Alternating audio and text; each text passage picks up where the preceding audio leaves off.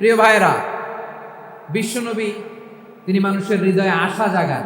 আমরা মানুষকে ভয় দেখাই, ঠিক কিনা? আমরা ইসলামকে এমন কঠিন ভাবে উপস্থাপন করি, মানুষ ভয় পেয়ে যায়। বিশ্বনবী মানুষকে ভয় দেখাতেন না, তিনি আশা দিতেন, ভরসা দিতেন। কানা রাসূলুল্লাহ সাল্লাল্লাহু আলাইহি ওয়াসাল্লাম ইযা বাআসা আহাদান মিন আসহাবিহি ফি আমরিহি কানা ইয়াকুল বাশশিরু ওয়ালা তুনাফিরু ইয়াসসিরু ওয়ালা তুআসসিরু। কাউকে কোনো দায়িত্ব দিয়ে পাঠালে সাহাবাদেরকে তিনি বলে দিতেন প্রত্যেককে যে বাশশিরু ওয়ালা তুনাফিরু, মানুষকে সুসংবাদ দিও, দিন থেকে ভাগিও না।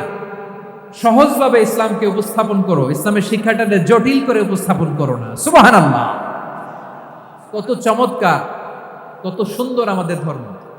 তিনি বলেছেন সহজ করো, কঠিন করো না, সুসংবাদ দাও, মানুষকে দিন থেকে ভাগিও না। সুবহানাল্লাহ বলেন।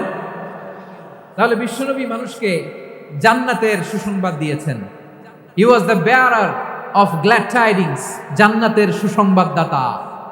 তিনি এমন ভাবে জান্নাতের নাজ নেয়ামতের চিত্রায়িত করেছেন, উপস্থাপন করেছেন, সাহাবাদেরকে তিনি জান্নাতের পাগল বানিয়ে ছেড়েছেন। পড়েন সুবহানাল্লাহ।